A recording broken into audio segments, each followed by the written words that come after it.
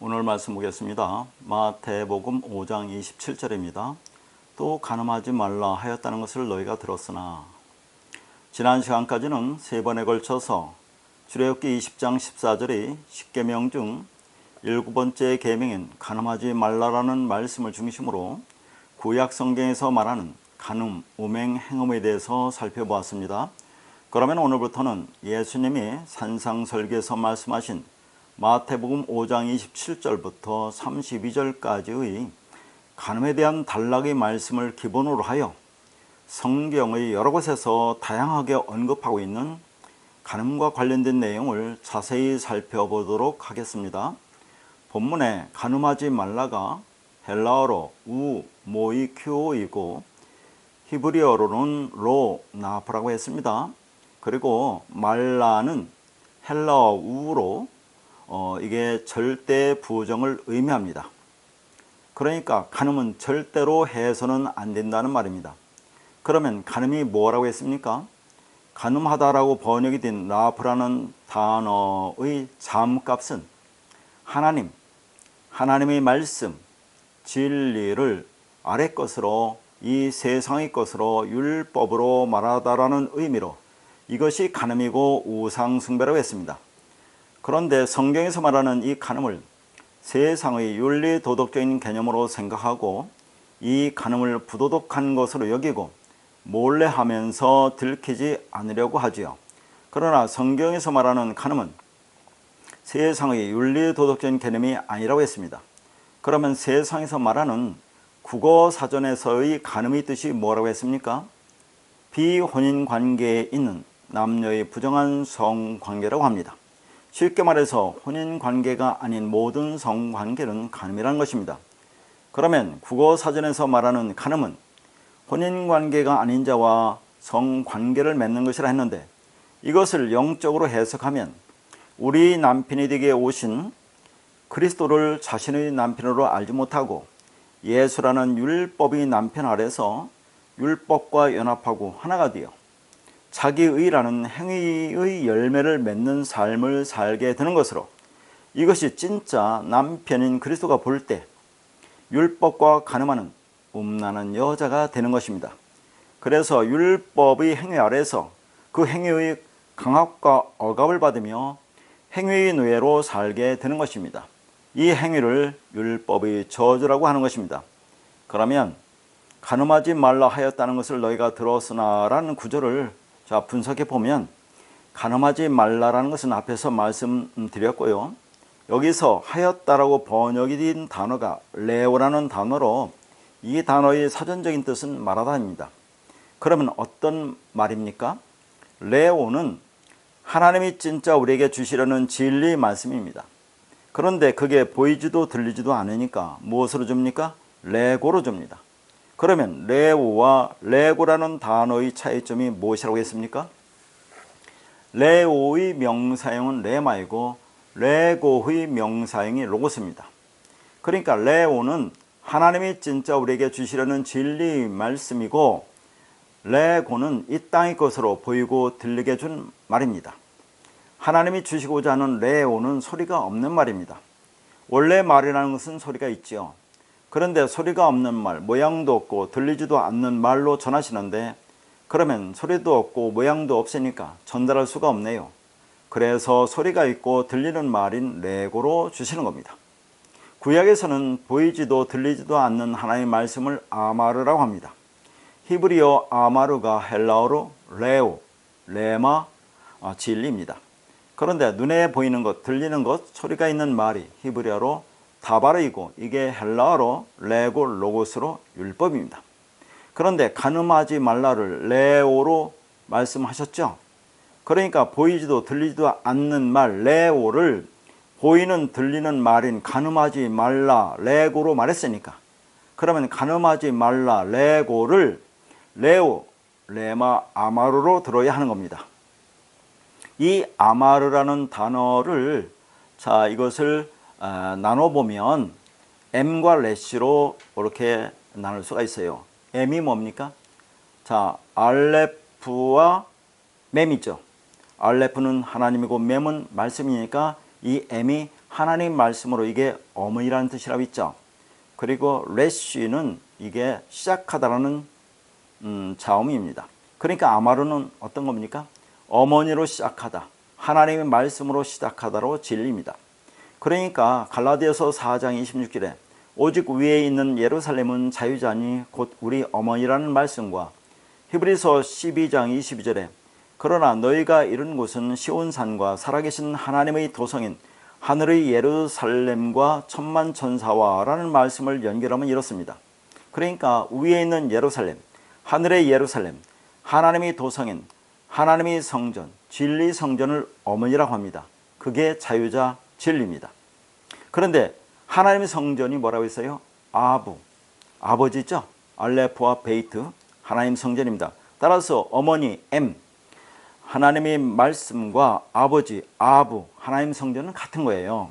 그러니까 성경에서 아버지와 어머니는 같은 것으로 하나님의 말씀을 가리키는 것입니다.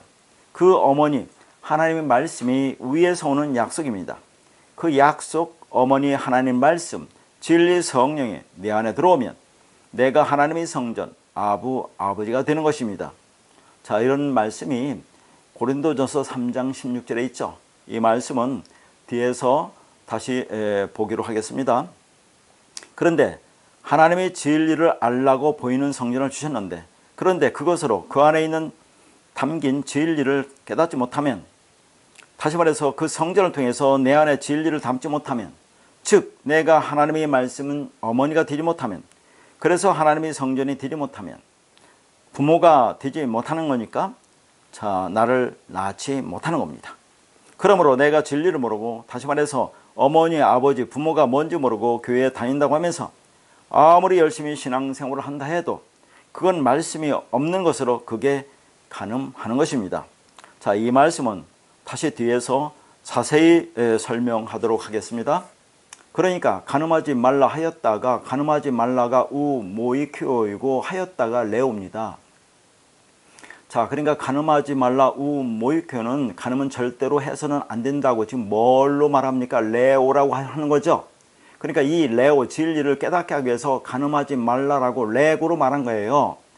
다시 말해서 가늠이 무엇인지 알려줘야 하는데, 그런데 그 가늠은 보이지도 들리지도 않는 레오, 진리니까 보이고 들리는 말인 가늠하지 말라, 레고, 율법으로 말한 것입니다. 따라서 가늠하지 말라라는 보이고 들리는 말인 레고, 율법을 그 안에 있는 내용인 레오, 진리로 깨달으라는 것입니다. 그러니까 가늠하지 말라라는 것은 소리가 있는, 보이는 말, 들리는 것으로, 그게 뭐예요? 다바르, 레고, 로고스, 율법입니다. 그런데 하나님 나라에서는 말이 없습니다. 왜요? 그 나라의 말 레오, 레마, 아마르, 진리는 보이지도 들리지도 않으니까요. 그래서 보이는 들리는 말인 가늠하지 말라라고 레고, 로고스, 다바로, 율법으로 준 겁니다.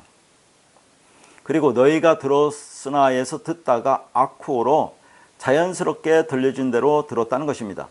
그러니까 그 안에 담긴 뜻을 들으려고 듣는 것이 아니라 그냥 들려지는 대로 듣는 것을 말합니다.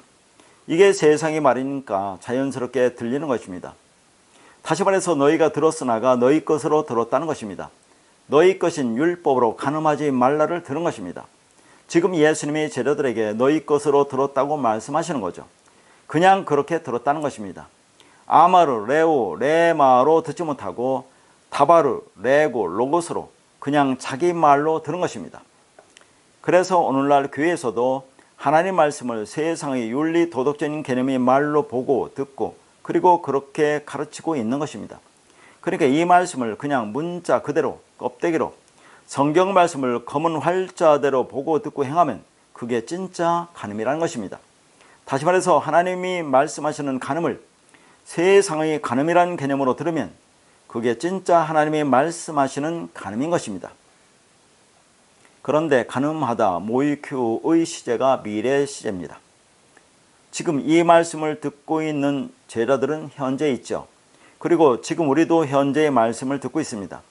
그러면 이 말이 무슨 의미인지 깨달아 알면 과거의 이 간음을 세상적인 것으로, 윤리 도덕적인 것으로 이해했더라도 그게 사라지는 것이고, 그리고 앞으로 이 간음을 세상적인 개념으로 사용하지 않을 것이기 때문에 시제가 미래입니다.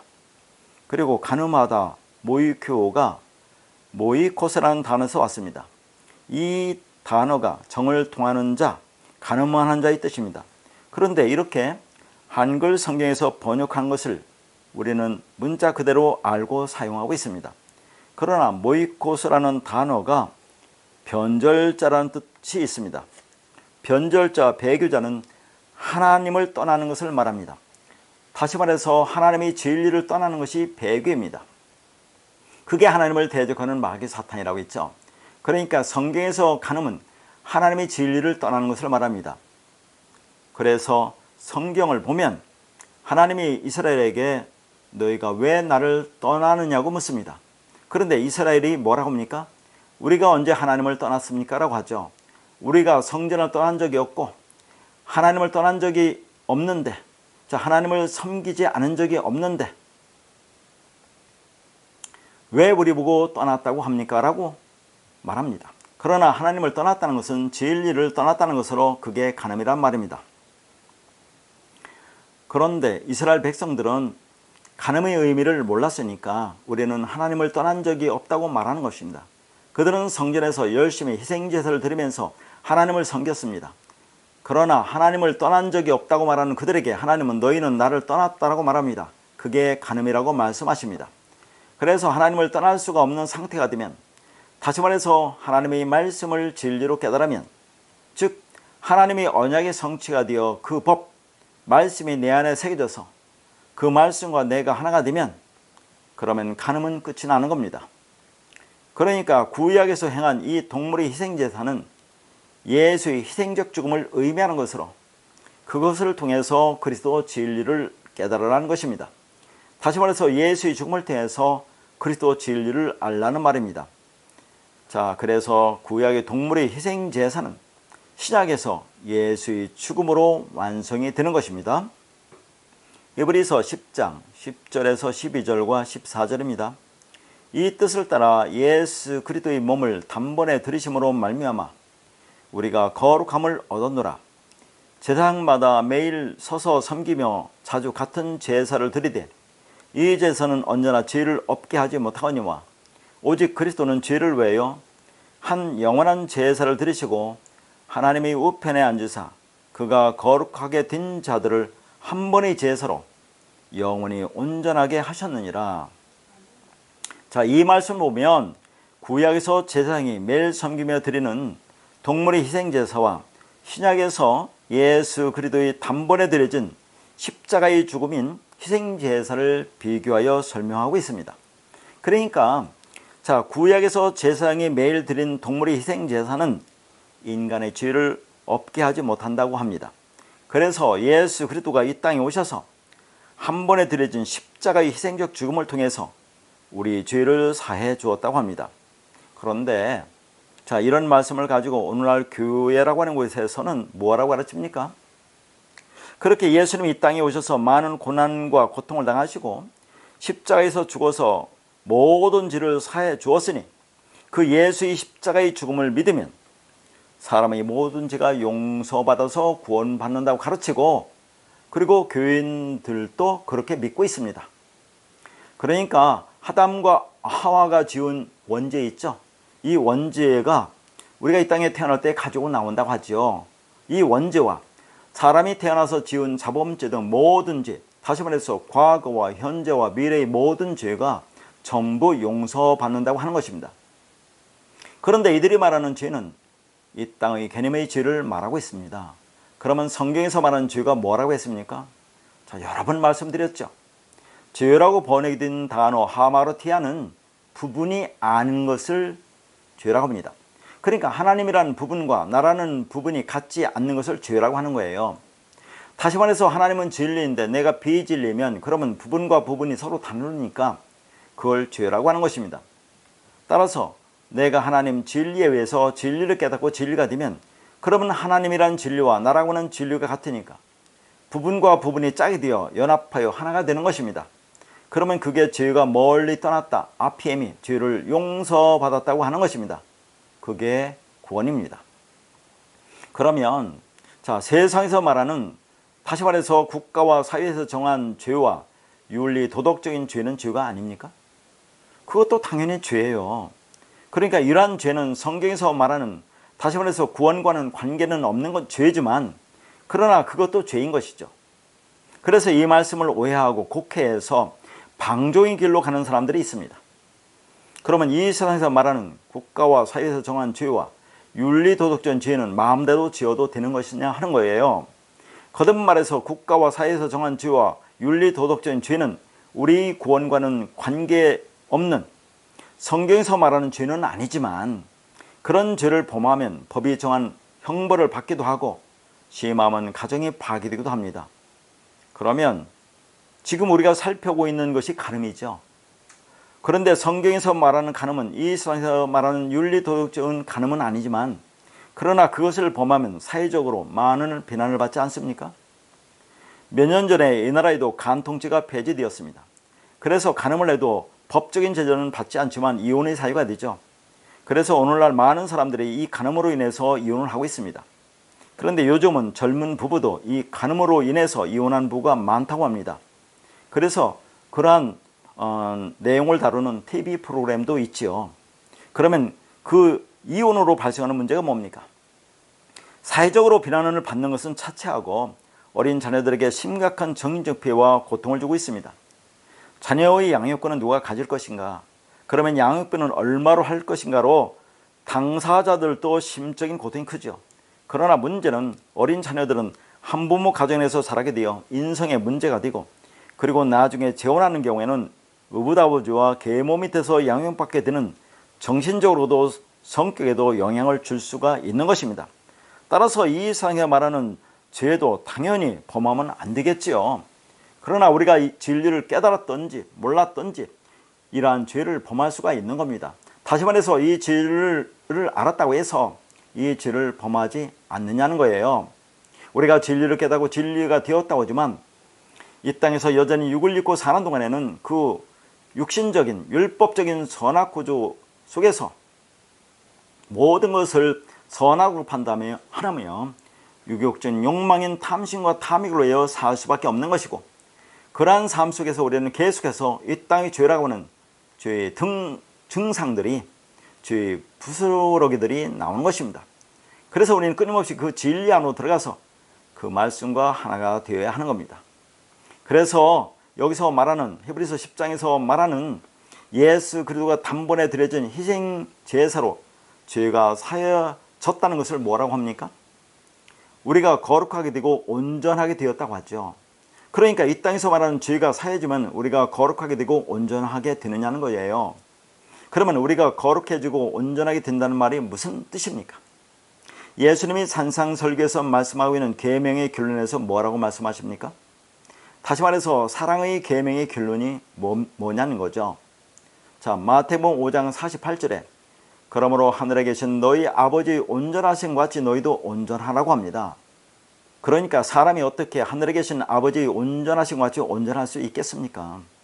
자, 아버지가 뭐라고 했습니까? 아버지, 아부가 뭐예요? 알레프와 베이트로 하나님의 성전이라고 했죠. 근데 하나님의 성전에는 하나님이 계신데 하나님은 영이고 말씀이니까 그게 하나님의 말씀입니다. 그러니까 아버지가 하나님의 말씀 진리죠. 그 진리의 말씀에 의해서 내가 진리를 깨닫고 진리가 되면, 그러면 내가 하나님의 말씀 진리인 아버지가 되는 거죠. 그게 내가 하나님과 연합이 되어 하나가 되는 겁니다. 그래서 예수님이 뭐라고 합니까? 요한복음 14장 20절에 그날에는 내가 아버지 안에 너희가 내 안에 내가 너희 안에 있는 것을 너희가 알리라고 말씀하신 겁니다. 그날은 뭡니까? 성령이 임하는 날이죠. 자, 성령이 임하는 날로 새 언약의 성취가 되는 날입니다. 그러면 그날에는 예수님이 아버지 안에 있다고 그래요. 그러면 이게 무슨 말입니까? 무슨 뜻이에요? 예수님이 아버지에 있다는 것이 무슨 말입니까? 아버지가 거듭 말해서 뭐라고요? 하나님 말씀이에요. 그러니까 예수님도 예수라는 육체인 율법이 부서지지 않으면 그리스도가 될 수가 없어요. 그래서 예수가 십자가에서 죽고 모든 율법을 진리로 완성하고 그리스도로 부활하는 것이, 자, 아버지 말씀 안에 있는 것으로 그게 말씀이 되는 거죠. 그게 그리스도가 되는 겁니다. 그리고 이제 그 그리스도 진리 성령이 우리에게 임해서 우리가 진리를 깨달으면, 그러면 우리가 그리스도 안에 말씀 안에 있는 것으로 내가 말씀과 하나가 되어 진리가 되는 것입니다. 그러면 내가 거룩하고 온전해지는 거죠. 자, 깨끗한 말을 가진 자가 되는 것입니다. 다시 말해서 하나님의 모든 말씀, 즉 계명의 열을 하나 진리로 알아서 진리가 되면 그게 사랑인 거죠. 그리고 하나님은 사랑이고 영이고 진리라고 했으니까 내가 진리 사랑이 되면 그러면 내가 하나님이 되는 거예요. 그게 온전한 것입니다. 그런데 그것을 자 너희가 알리라고 해요. 그러면 우리가 알 수 있다는 거 아닙니까? 자, 어떻게 알 수 있느냐 하는 거예요. 그러니까 구약의 동물의 희생제사를 통해서 예수 그리스도의 단번에 드려진 십자가의 희생적 죽음의 의미를 깨닫고 그 안에 담긴 진리 그리스도를 알라는 것입니다. 따라서 구약의 제사는 전부 예수의 죽음을 모형하는 것으로 그걸 통해서 우리가 어떻게 거룩하게 되고 온전하게 되는지, 그래서 우리 구원이 어떻게 이루어지는지 그 진리를 알아야 하는 것입니다.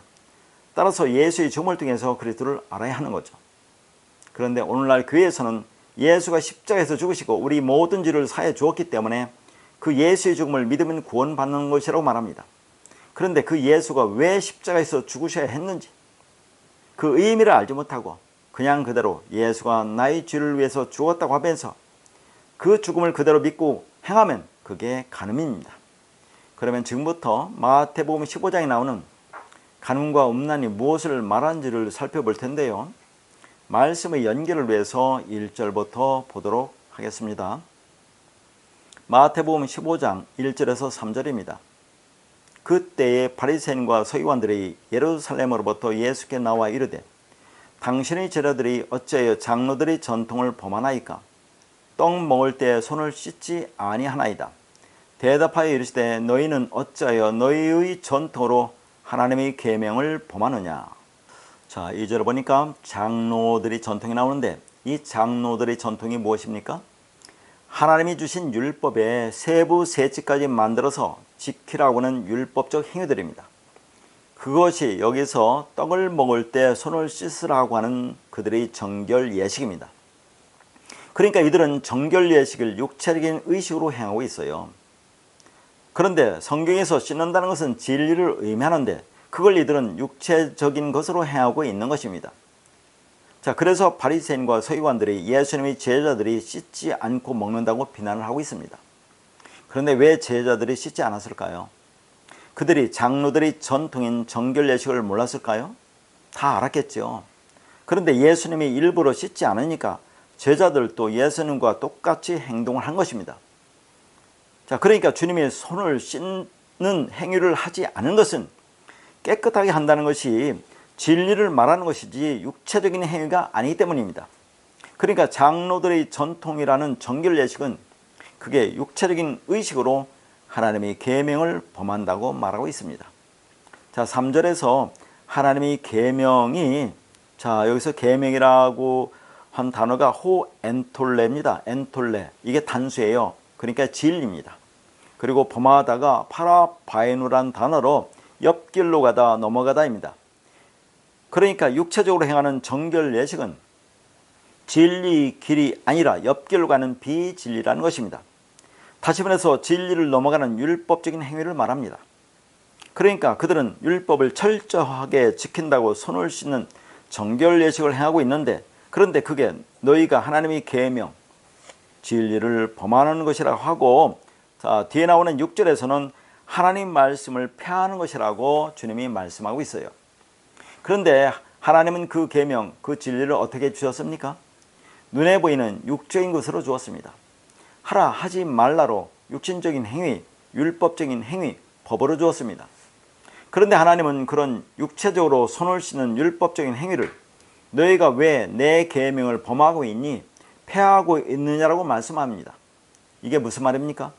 그러니까 하나님은 보이지 않는 진리를 보이는 것으로 줄 수밖에 없어요. 그것은 보이는 것으로 보이지 않는 진리를 깨달으라는 말입니다. 따라서 손을 씻는 정결 예식이라는 행위를 통해서 그 안에 담긴 진리를 깨달으라는 것인데 그렇지 못하고 그런 율법적인 행위인 장로들의 전통이 계명을 지키는 것이라고 생각하고 열심히 행하고 있는데 그러나 그것이 결국은 하나님의 계명을 진리를 폐하는 것이란 말입니다. 그래서 주님이 오셔서 그 육적인 행위를 파괴했던 것이죠. 왜요? 그 육적인 행위, 율법적 행위를 파괴해야 진리가 드러나기 때문입니다. 그렇게 율법을 파괴하고 진리로 다시 세우는 것이죠. 그러면 다시 세우심의 목적은 뭡니까? 내가 너희에게 눈에 보이는 육신적인 행위로 하라고 하는 것은 그 육적인 걸 통해서 그 너머에 있는 진리를 알려주시라는 것입니다. 자, 마태복음 15장 4절입니다.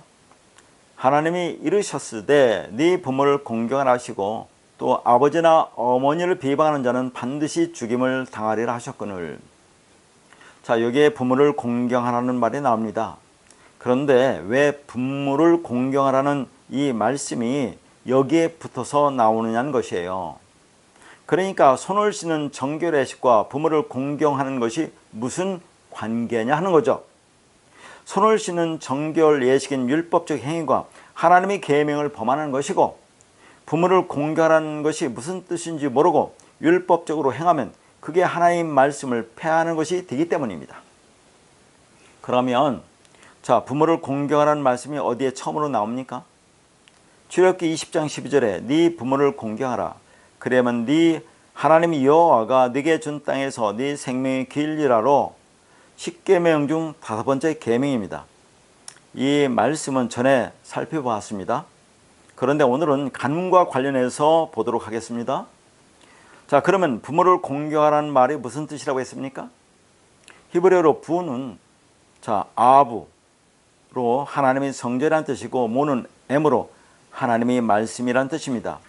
그런데 알레프라는 자음은 히브리어 첫 자음으로 서로를 형상화한 것으로 하나님을 가리키는 것이고, 숫자로는 1과 1000으로 하나, 사랑, 진리로 영원을 상징합니다. 그리고 이 알레프라는 이 자음이 가르친다는 의미도 있어요. 가르친다. 그래서 하나님이라고 번역한 엘로힘이라는 단어를 파자하면 이런 의미가 있어요. 자, 이 하나님이라고 번역된 엘로힘이라는 단어가 자, 무엇을 의미하는지를 여러 번 말씀드렸기 때문에 자, 이 말씀을 오늘은 기록해 주지 않았습니다. 그러면 엘로힘이라는 단어를 파자하면 어떻게 됩니까? 즉 엘로힘이라는 이 단어는 알레프와 라메드, 해, 요드, 맴으로 되어 있어요. 알레프는 하나님이고 라메드는 가르치다고, 해라고 하는 것은 호흡, 말, 요드는 건네주다, 맴은 말씀, 진리라고 했죠. 자, 여러 번 말씀드렸기 때문에 이제는 알 수 있으라고 생각하는데요. 그러면 자, 이 말씀을 그렇게 종합하면 어떻게 됩니까? 하나님이 알레프, 말을 건네주고 가르쳐서 하나님의 호흡, 말, 즉 진리를 알게 하는 것이 엘로힘이에요. 그래서 내가 진리를 깨닫고 진리가 되면 하나님과 같은 말을 가진 자로 그게 엘로힘이 되는 겁니다. 그러면 지금부터 부, 아부, 아버지와 모, 엠, 어머니인 부모와 그리고 부모를 공경하라고 하는 의미가 무엇인지 다양하게 반복해서 여러 번 설명을 드리겠습니다. 그래서 성경 말씀이 무엇을 말하는지 자, 그것을 문자 그대로 보아서는 안 되고 그 안에 담긴 진리를 알아야 한다는 것을 다시 한번 분명하게 아시기를 바라겠습니다. 자, 그러니까 부가 뭐예요? 부는 알레프와 베이트로 이게 하나님의 성전이고, 모, M은 알레프와 맴으로 이게 하나님의 말씀이에요. 그런데 지금 방금 뭐라 했습니까? 알레프가 하나님이 가르친다는 의미도 있다고 했죠. 그러니까 부라고 하는 것은 뭐예요? 아버지라고 하는 것은, 아브라고 하는 것은 알레프와 베이트로 되어 있죠. 이게 하나님의 성전이라는 건데, 자, 이 알레프가 가르친다는 의미가 있습니다. 그러니까 이 부라고 하는 것은 이게 베이트가 있지 않습니까? 성전을 가지고 자, 뭐예요? 하나님 진리를 가르친다는 것이고, 모, 어머니는 이게 M이죠. M은 알레프와 맴으로 되어 있어요. 그러니까 말씀을 가지고 하나님 진리를 가르친다는 뜻을 가지고 있다, 그런 얘기예요. 그러니까 부모는 성전 말씀을 가지고 하나님 진리를 가르쳐서 우리를 진리로 하나님의 아들로 만드는 것입니다. 그래서 그 부모에서 내가 진리를 알면 그러면 내가 진리가 되고 그리스도가 되고 아들이 되는 거예요. 그리고 내가 부모가 되는 것입니다. 그러면 그게 하나님이죠. 그래서 고린도전서 3장 16절에 너희는 너희가 하나님의 성전인 것과 하나님의 성령이 너희 안에 계시는 것을 알지 못하느냐라고 말씀합니다. 따라서 하나님의 영 성령이 우리 안에 들어오면 우리가 하나님의 성전이 되는 거예요. 그런데 하나님 성전이 뭡니까? 계속해서 말씀드립니다. 아부 아버지입니다. 그리고 하나님 말씀 성령이 뭡니까? 어머니입니다. 그런데 아부 하나님 성전에는 누가 계십니까? 하나님이 계십니다. 그리고 하나님이 영이고 말씀이고 진리니까 그게 뭡니까? 어머니입니다. 그러니까 아버지와 어머니는 같은 하나로 그게 하나님 말씀입니다. 따라서 부모는 영과 진리인 하나님의 말씀이에요. 아버지도 어머니도 똑같은 하나님 말씀이라 그런 얘기입니다. 그러니까 우리 안에 하나님의 영, 성령, 하나님 말씀, 어머니가 들어오면 내가 아부, 아버지, 하나님 성전이 되는 겁니다. 그리고 아버지와 어머니는 하나님 말씀으로 같은 거니까 내가 부모가 되는 거예요. 또한 부모는 하나님의 말씀 성령이니까 그 성령에 의해서 내가 진리를 알면 그러면 나라는 아들을 낳는 거죠. 그리고 이제 내 안에 들어온 그 진리를 품은 내가 하나님의 성전, 하나님의 처소가 되어서 부모의 역할을 하는 겁니다. 다시 말해서 내 안의 진리가, 즉 그 진리를 품은 나가 바로 나를 아들로 낳는 것이고, 그리고 다른 이들을 아들로 탄생케 하는 부모가 되는 것입니다. 다시 한번 정리하면 내 안에 하나님의 말씀, 진리신 그리스도 성령이 들어오면 내가 하나님의 성전이 됩니다. 내가 부모가 되는 것이고 그게 영이고 말씀이고 진리니까 내가 하나님이 되고 그리스도가 되고 아들이 되는 겁니다. 다시 말해서 내 안에 들어온 그 말씀이 나를 아들로 만들기 때문에 그게 부모입니다. 그러니까 부모는 하나님의 말씀입니다. 그러므로 성경은 결국 우리 부모로 우리를 아들로 낳는 하나님의 말씀입니다. 그러니까 성경은 우리 부모로 이 땅 개념으로 설명하면 아버지는 우리에게 씨를 주는 존재이고 어머니는 그 씨를 받아서 우리를 낳고 기르는 존재입니다. 그렇게 말씀이라는 아버지와 어머니에서 우리가 아들로 탄생이 되고 다시 우리가 아버지와 어머니 부모가 되어서 그 씨를 진리를 말씀을 가지고 이웃에게 흘려주어 그들을 아들로 낳는 자가 되는 것입니다. 이것이 부모의 역할로 아들을 낳는 그 역할이 성도의 삶인 것이죠. 그렇게 우리가 아들이 되고 아들로 낳는 삶이 하나님의 영광을 나타내는 삶입니다. 그런데 영광이라고 하는 헬라어 단어 독사는 하나님의 뜻이 눈에 보이게 나타나는 것을 말합니다. 그 대표적인 것이 예수 그리스도입니다. 그래서 예수라는 육을 입고 그리스도 진리 보배를 담고 이 땅에 오신 예수 그리스도를 독사, 하나님의 영광이 나타났다고 하는 것입니다. 그리고 그 예수 그리스도에서 내가 진리를 깨닫고 아들이 그리스도가 되는 것이 또한 하나님의 영광을 나타내는 삶인 것이죠. 다시 말해서 내가 하나님의 영광을 받아서 그 영광을 드러내는 것입니다. 그러니까 하나님의 영광이라고 하는 것은 하나님 말씀을 가리키는 거예요. 결국 내가 하나님의 말씀을 받아서 그 말씀이 되면 그러면 그게 하나님의 영광을 드러내는 거 아닙니까? 그러면 어떻게 하는 것이 부모를 공경하는 것입니까? 공경하다가 헬라어로 티마오로 존경하다, 귀히 여기다, 가치를 주다의 뜻입니다. 그리고 히브리어로 공경하다가 가바드라는 단어로 영광스럽게 하다, 존귀히 여기다, 거룩하게 하다의 뜻입니다. 그러니까 부모를 공경하는 말은 부모인 하나님 말씀을 카바드, 거룩하게 하고 영광스럽게 하는 것이고 티마오, 귀하게 여기는 것입니다. 따라서 하나님의 말씀인 부모, 그리스도 진리에 의해서 진리를 깨닫고 내가 부모, 말씀, 진리가 되면 그것이 내가 부모를 공경하는 것입니다. 다시 말해서 내가 성령이 거하는 성전이 되면, 즉 내 안에 진리가 있으면 그게 하나님의 성전이고 하나님의 말씀이며 하나님이고 아들이고 그리스도로 그것이 내가 부모를 공경하는 겁니다. 거듭 말해서 나를 하나님이 거하는 진리의 처소로 삼으면, 즉 하나님의 성전이 되면 그러면 그게 부모를 공경하는 것입니다. 그러니까 율법적 본성을 가지고 율법적 선악구조 속에서 모든 것을 선악으로 판단하면서 살아가는 비진리인 우리를 진리를 깨닫게 해서 우리가 말씀을 진리로 하나로 보는 것이 부모를 공경하는 것입니다. 다시 말해서 육으로 살고 있는 나를 예수와 함께 십자가에 죽이고 그리스도로 살아나게 해서 그래서 내가 부모 말씀 진리가 되면 그것이 내가 부모를 공경하는 것입니다. 그게 말씀을 거룩하게 하는 것이고 영광스럽게 하는 것입니다.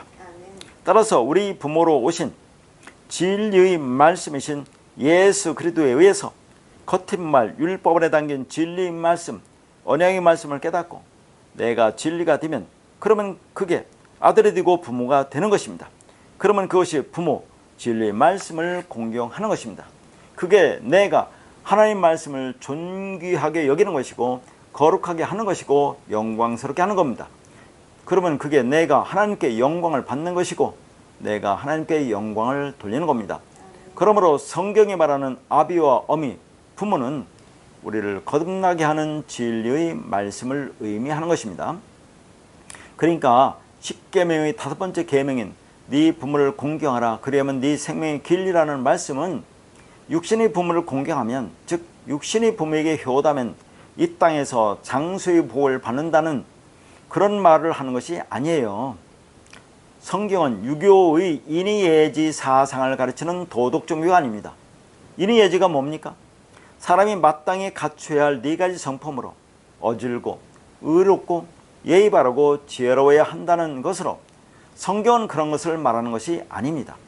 그러니까 어질고 의롭고 예의 바르고 지혜롭게 되는 것이 잘못되었다는 것이 아니라 성경을 그런 것을 가르치는 것이 아닐 뿐더러 인간이 문자적인 의미 어질고 의롭고 예의 바르고 지혜로운 그런 존재가 될 수도 없습니다. 그렇게 되려고 노력을 하는 것이고 그리고 겉으로는 그렇게 보일 뿐이에요. 동양의 효 사상이 뭡니까? 공자는 효의 본질을 공경심에 두고 맹자는 효를 백행의 근본으로 봅니다. 그래서 유교에서는 효를 도덕의 기초이자 사후세계까지 이어지는 우주적 원리로 성합니다. 그리고 불교에서는 효를 인과 응보와 본의 실천의 덕목으로 봅니다.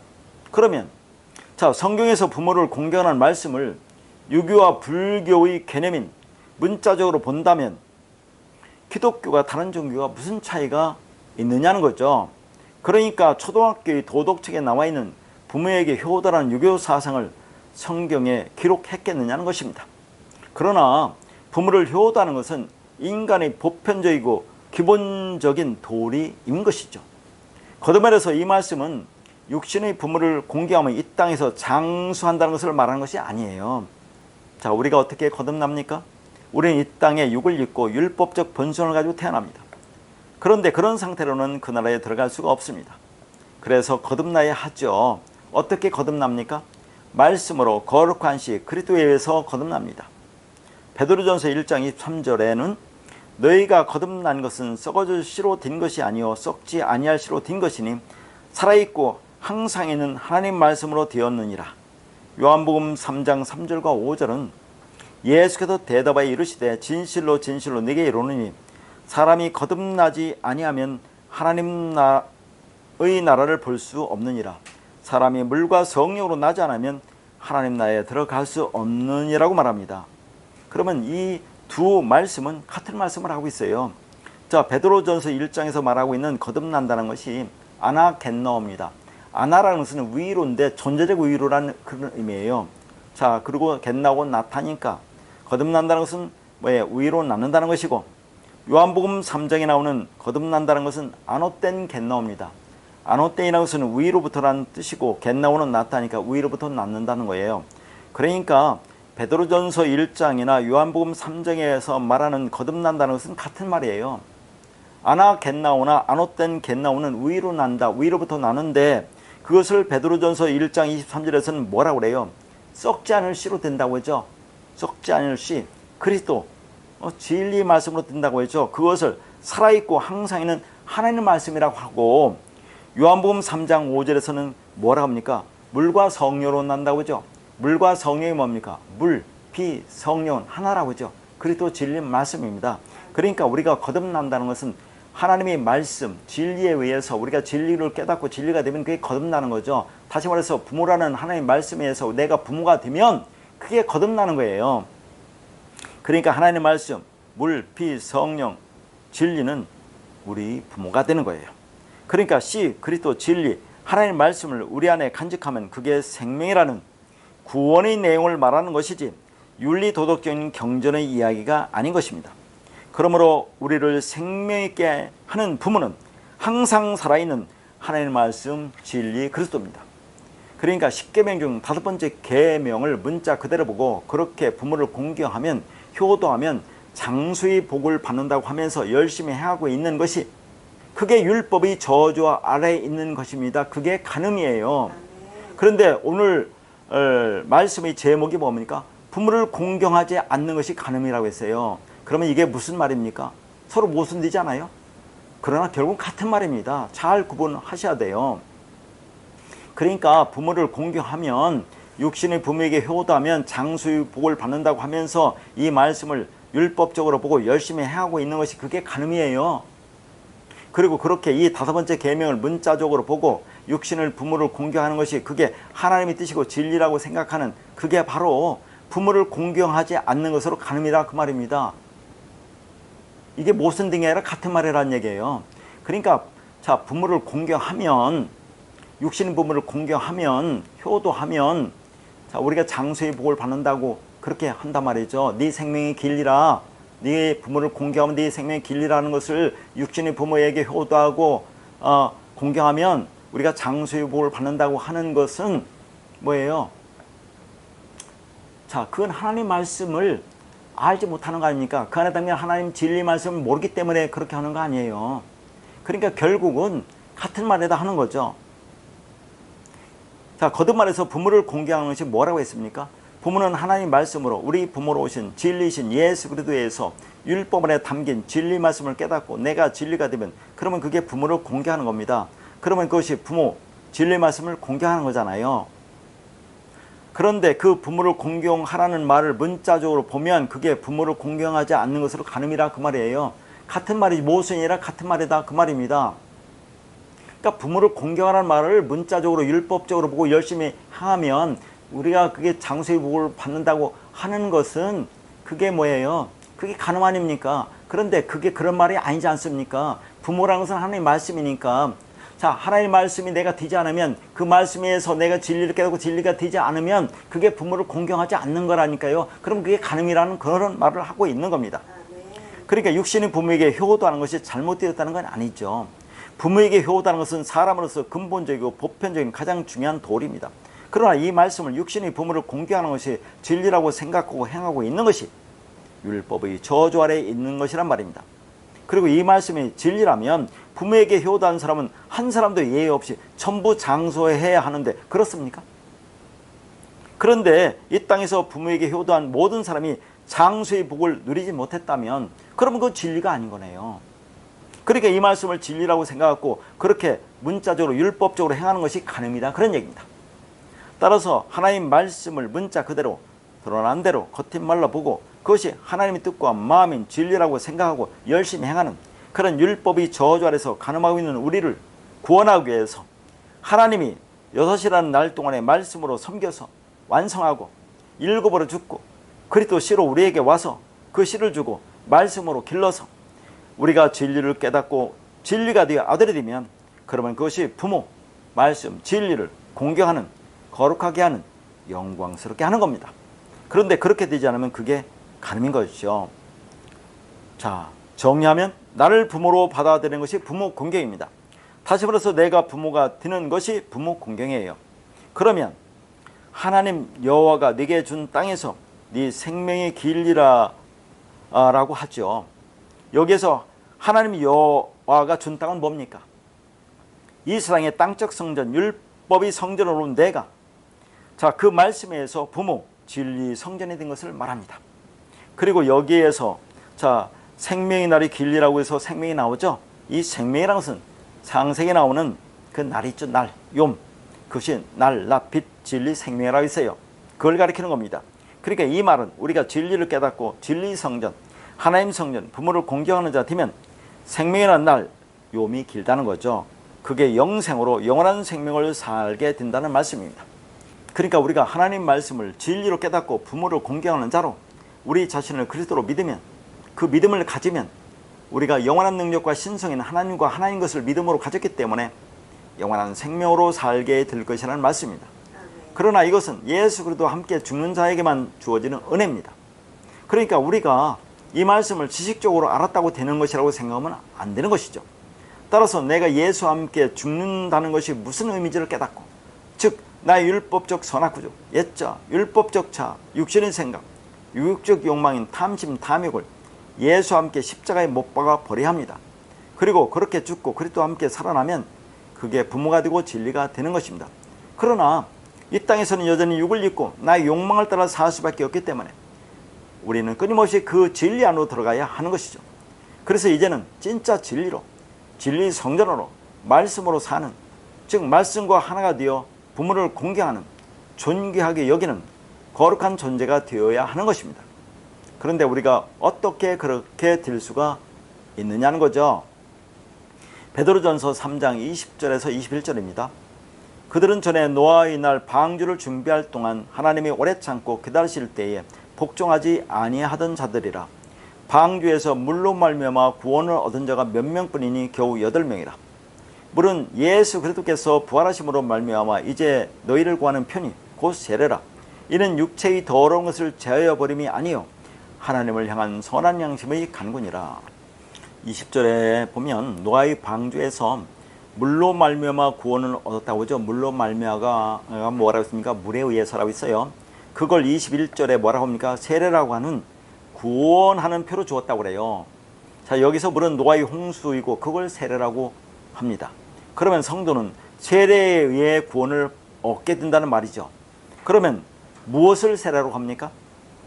예수님이 마가복음 10장 38절에 내가 마시는 잔을 너희가 마실 수 있으며 내가 받는 세례를 너희가 받을 수 있느냐라고 말씀하십니다. 여기에서 예수님이 받으실 세례가 뭡니까? 십자가의 죽음이에요. 그리고 로마서 6장 3절에 무릇 그리스도 예수와 합하여 세례를 받은 우리는 그의 죽으심과 합하여 세례를 받는 줄 알지 못하느냐? 갈라디아서 3장 27절은 누구든지 그리스도와 합하기 위하여 세례를 받은 자는 그리스도로 옷 입었느니라. 그러니까 세례는 예수와 함께 십자가에서 죽고 그리스도와 함께 살아나는 것으로, 그러면 그게 그리스도로 옷 입은 겁니다. 그러면 그리스도로 옷 입으면 나는 간 곳 없고 그리스도만 보이겠네요. 그러니까 그리스도로 옷 입었다는 것은 내가 그리스도와 연합으로 하나가 되었다는 것으로 내가 그리스도가 되는 거예요. 내가 부모가 되는 것입니다. 그런데 자, 구원하는 표로 우리에게 주었다고 하는 그 세례의 의미가 육체의 더러움을 제하여 버림이 아니요 하나님을 향한 선한 양심이 간구라고 해요. 이 말씀이 참 매우 중요하고 어렵습니다. 이게 도대체 무슨 말이냐 하는 거죠. 그러니까 세례가 나의 육신의 생각이 죽고 그리스도로 살아나 진리가 되는 것으로, 그러면 그게 구원이라고 하죠. 그런데 그렇게 구원을 받았다고 하는 세례가 무엇이라고 합니까? 육체의 더러운 것을 제하여 버림이 아니요 하나님을 향한 선한 양심이 간구라고 합니다. 육체의 더러움이라는 것이 모든 것을 율법으로 보는 그런 상태로 되어 있는 나라고는 죄의 공장인 육체에서 나오는 모든 것들을 말합니다. 그러니까 우리가 진리가 뭔지 모르고 율법적으로 행하든지 진리를 깨닫고 진리가 되었다고 하더라도 우리는 여전히 육을 입고 살 수밖에 없기 때문에 그러한 육체의 더러움이라는 죄의 공장에서 나오는 것들이 죄의 증상들이고 죄의 부스러기들인 것입니다. 그런데 그걸 제거할 수 있느냐는 거예요. 그런데 그걸 없애려고 한다는 겁니다. 육체의 더러운 것을 제거한다는 것은 그리스도의 겉만 닦는 것을 말합니다. 그런데 속을 깨끗이 하면 겉도 깨끗이 된다는 것이 성경적인 원리입니다.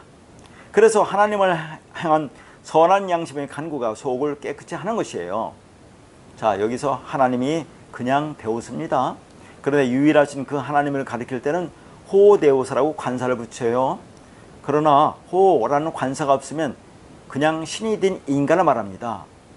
자, 그래서 요한복음 10장 35절에 하나님의 말씀을 받은 사람들을 신이라 그렇게 하죠.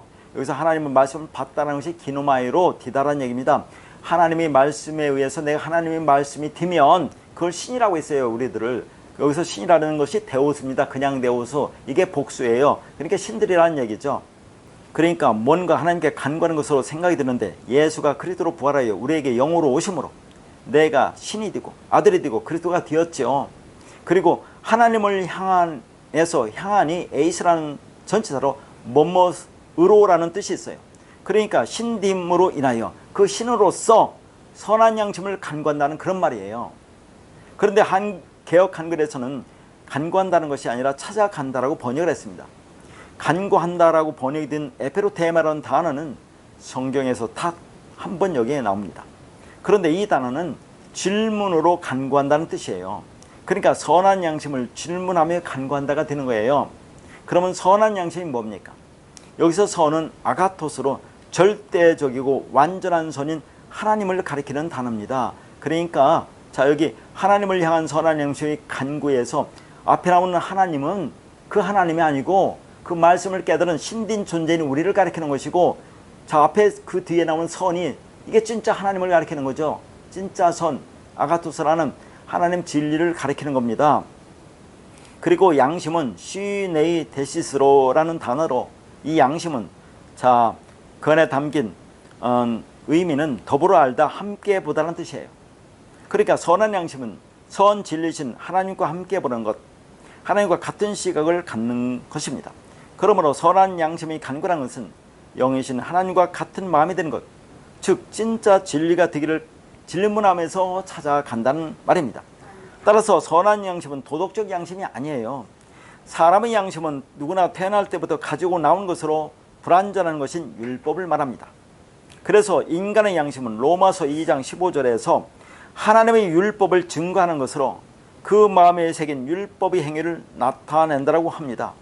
그러니까 양심에는 하나님의 선한 양심인 진리와 인간의 율법적인 양심, 도덕적인 양심인 율법의 행위가 있는 거예요. 그래서 사람들이 뭐랍니까? 자, 양심대로 살라고 하면서 나는 양심대로 산다고 하죠. 그러나 그 인간의 양심이라는 것이 율법적 본성을 가지고 선악으로 판단하는 율법적 행위들로 그걸 성경에서 죄라고 하는 거죠. 그러니까 이 땅에서 우리가 양심대로 산다고 하는 것은, 자, 내 양심이라는 것이 그 율법적 본성 아닙니까? 그 안에서 모든 선악으로 판단하잖아요. 이걸 옳고 그러다고 하는 그것이 이 땅에서는 잘하는 것으로 우리가 생각하지만 성경적인 관점에서 보면 그게 죄라는 그런 말입니다. 그렇게 하나님의 속성과 닮은 것이 양심인데, 인간의 양심은 절대적이지 못하고 선한 양심이 하나님이 가지고 계신 절대적인 양심입니다. 그러니까 우리가 세례를 받았다고 하는 것은 우리 안에 어떤 더러운 것들을 하나하나 제거하는 것이 아니고 그리스도의 부활로 그 영이, 그 진리가 내 안에 들어옴으로 신진 존재가 되었으니까 그 신으로서, 아들로서, 부모로서, 하나님의 자녀로 가져야 할 선한 양심, 진리를 찾아간다고 하는 것입니다. 어떻게 해요? 질문으로 간구하며 찾아간다는 것입니다. 그러니까 선한 양심이 간구라는 것은 홍수의 물에 빠져 죽어야 사는 것이라는 세례를 통해서 진리를 깨달은 신진 자들이, 그러나 그것으로 끝나는 게 아니라 그 말이에요. 하나님과 같은 시각, 같은 마음, 진리에 이르게 해달라는 온전한 기도를 말합니다. 진리가 되었지만 우리가 완전히 진리가 완성된 게 아니잖아요. 그러니까 홍수라는 세례가 어떤 자들에게는 그 홍수라는 저주물에 빠져 죽고 진리로 살아나서 그 진리가 되게 해달라고 끊임없이 그 말씀으로 들어가는 자들이 있는가 하면, 어떤 자들은 그 의미를 깨닫지 못하고 홍수가 저주물이 되어 그 물에 빠져 죽는 멸망의 물이 되어 계속해서 그 율법 안에 머무는 자들이 있는 것입니다. 그렇게 예수 그리스도를 상징하는 노아의 방주는 물 위에 떠서 그 방주 안에 있던 자들이 살아납니다. 그런데 20절에 보면 방주에서 물로 말미암아 구원을 얻은 자가 몇 명뿐이니 겨우 8명이라 해서 몇 명뿐이라는 단어가 뭐라고 했어요? 올리고서로 거의 없다는 뜻입니다. 마태복음 7장 13절에서 14절에 보면 좁은 문으로 들어가라. 멸망으로 인도하는 문은 크고 그 길이 넓어 그리로 들어가는 자가 많고 생명으로 인도하는 문은 좁고 길이 협착하여 찾는 자가 적음이라 해서 적다가 올리고서입니다. 그러니까 거의 없다는 거예요. 그런데 거의 없는 중에 구원을 얻는 이들이 있으니 그들이 8명이라고 하죠. 그래서 8명이라는 것이, 자, 파리옥토라는 단어고 명이라가 푸시케입니다. 그리고 번역이 안 된 단어가 에임이라는 단어가 있는데, 이 단어는 이다, 있다, 존재하다, 디다로 히브리어로 하야입니다. 이 하야에서 여호와가 왔다고 있어요. 그러면 직역하면 푸시케가 파리디다입니다. 그러면 푸시케가 뭐라고 있습니까? 하나님이 우리에게 호흡을 준 것은 하나님의 호흡, 진리의 말을 하라는 겁니다. 그런데 하나님의 진리의 말을 하지 못하고 율법의 말, 사람의 말만 하면 그게 숨만 쉬는 짐승과 같다는 거예요. 그러니까 기식하는 숨마시는 푸시케, 이게 히브리어로 네페시죠. 는 물로 죽임을 당하고 그 물에 의해서 구원을 받는 이들이 8이라는 겁니다. 그러니까 예수가 다 이뤘다의 7로 죽고 이게 언약이 성취되는 거죠. 안식 후 첫날에 8로 그리스도로 살아나는 그 모습입니다. 그러면 그가 하늘에 되는 거죠. 그래서 이스라엘 백성들이 태어난 지 8일 만에 할례를 받습니다. 그러니까 인간이 즐긴 율법적 본성을 살려내는 것이 할례지요. 그게 세례입니다. 따라서 나의 육적 자, 육신 생각이 죽고 그리스도로 살아나는 것이 할례고 세례요. 그게 완성이고 구원이고 그게 부활입니다. 이것이 구원의 복음으로 물, 홍수를 세례로 이야기하고 있습니다. 그러니까 예수 합하여 죽고 그리스도와 합하여 살아나는 세례로 우리가 구원을 받습니다. 그러나 우리가 물, 말씀, 진리, 그리스도, 성령에 의해서 진리를 깨닫기만 하면 구원을 받았다고 생각하는데, 그런데 그것이 끝이 아니라는 것이죠. 그렇게 말씀이 아들이 부모가 된 자, 진리가 된 자, 신이 된 자는 물론 그것으로 우리는 완성되어 구원을 받았다고 하지만, 그러나 이 땅에서 여전히 육을 입고 나의 탐심, 탐욕인 욕망을 따라 살 수밖에 없기 때문에 끊임없이 그 진리 안으로 들어가서 그 진리를 너희 안에 가득 채우라는 말입니다. 그래서 그 진리가 내 안에 채워진 만큼 그것에 비례해서 우리 유격적 욕망이 조금씩 서서히 사라지다가 우리 육체가 실제로 죽는 날 진리로 완성이 될 것입니다. 그래서 그 무리에서 구원을 얻은 자들이 이 역사라는 광야 교회에서 하나님이 내려주시는 그 진리 말씀으로 양육을 받으며 하나님의 마음과 같은 마음, 선한 양심, 진리를 갖게 해달라는 진정한 기도를 하게 되는 것입니다. 그래서 이스라엘이 출애굽할 때 홍해를 건너는 것을 세례라고 하지요. 고린도전서 10장 2절에 모세에게 속하여 다 구름과 바다에서 세례를 받고라고 합니다. 그런데 그렇게 홍해라는 이 세상이라는 율법의 바다에서 애굽이라는 군대, 나의 육적 자, 율법적 자, 옛자가 죽고 살아나면 그게 세례로 완성인데 또 광야로 갑니다. 그리고 광야 40년 동안 말씀으로 양육받고 또다시 우리 옛자인 1세대가 죽고 새로운 세대인 2세대만 요단강을 건너 가나안 땅으로 들어갑니다. 그런데 그 요단강을 건너는 것도 세례입니다. 그러면 가나안 땅에 들어가면 끝이 납니까? 거기서도 가나안 7족속인 우리 율법적 본성과 또 싸웁니다. 그런데 왜 7입니까? 우리가 진리를 알았다고 하지만 우리 본성은 변한 것이 없습니다. 여전히 그대로인 7이라는 완전히 질긴 율법적 본성을 가지고 있는 것이죠. 그러니까 우리는 이 역사 속에서 이렇게 애굽, 광야, 가나안의 3이라는 3일길을 가면서 말씀으로 끊임없이 양육을 받으며 죽어가다가 육체가 죽는 날 완성이 될 것입니다. 그렇게 육체가 죽는 날 모든 것이 완성이 되겠지만, 그러나 이 땅에서도 내가 진리를 깨닫고 진리가 되어 아들이 되고 그리스도가 되고 부모가 되는 것이 그게 하나님께 영광을 받는 것이고, 그러면 하나님께 영광을 돌리는 것입니다. 마지막으로 요한복음 8장 54절입니다. 예수께서 대답하시되 내가 내게 영광을 돌리면 내 영광이 아무것도 아니거니와 내게 영광을 돌리시는 이는 내 아버지시니 곧 너희가 너희 하나님이라 칭하는 그이시라. 자, 내게 영광을 돌리는 이는 내 아버지라고 하죠. 자, 예수님에게 영광을 돌리는 이는 내 아버지라고 합니다. 여기서 영광을 돌린다는 것이 독사조라는 헬라어 단어고, 앞에서 영광이 뭐라고 있으니까 독사라고 있죠. 그러면 이게 무슨 말입니까? 자, 여기서 아버지가 뭡니까? 아버지가 뭐라고 했어요? 하나님 말씀이라고 있잖아요. 그런데 그 아버지를 또 하나님이라고 하니까, 그러니까 아버지나 하나님이나 하나님 아버지나 전부 다 같은 하나님 말씀을 가리키는 거죠. 그러면 아버지인 하나님이 예수님에게 영광을 돌린다는 것이 무슨 의미입니까? 하나님이 예수라는 육을 입고 그리스도 진리를 담고 이 땅에 오신 것이 하나님의 영광이 나타났다고 했죠. 그리고 예수가 육으로 율법으로 죽고 그리스도 아들이 되는 것이, 그게 하나님이 예수 그리스도의 아들에게 영광을 돌리는 것이라 그 말이에요. 그러니까 이것은 복음을 말하는 것으로 우리가 어떻게 아들이 되는지를 설명하고 있는 것입니다. 그래서 우리에게 아버지, 어머니, 하나님 말씀, 즉 부모, 진리, 성령이 내 안에 들어와 내가 진리를 깨닫고 진리가 되면 그게 내가 깨끗한 말을 갖는 것이니까, 그러면 내가 거룩하게 되는 것이고 아들이 되는 것이니까 그게 아버지가 내게 영광을 돌리시는 것입니다. 따라서 아버지가 아들에게 영광을 돌리시는 거예요. 그러니까 우리가 하나님을 기쁘시게 해서 하나님께 영광을 돌리자고 하는데, 우리가 어떻게 하면 하나님을 기쁘시게 하는 것이며 그렇게 하면 하나님의 영광을 받으시느냐 하는 거예요.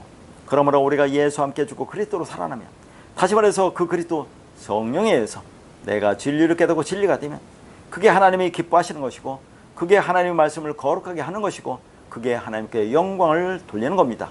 그게 부모를 공경하는 것이죠. 그렇지 않으면 그게 간음인 것이죠.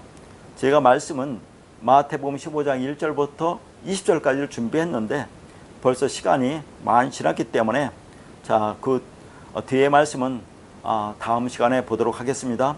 앞으로는 격주로 말씀을 전할 텐데요.